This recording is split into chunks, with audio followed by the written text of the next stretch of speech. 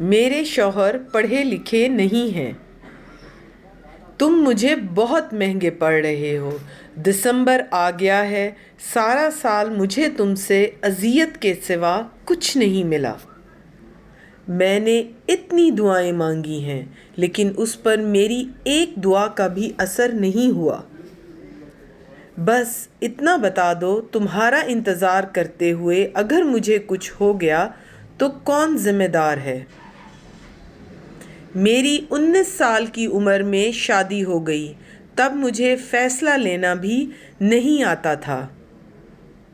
میرے شوہر پڑھے لکھے نہیں ہیں اور انہیں لگتا ہے کہ پڑھی لکھی کمانے والی بیوی عذاب ہوتی ہے۔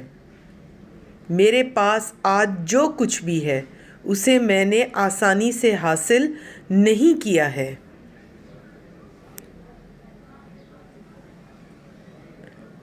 میں ایک منفی شخص نہیں تھا، مگر اب ہر وقت منفی سوچیں میرے اندر چلتی رہتی ہیں۔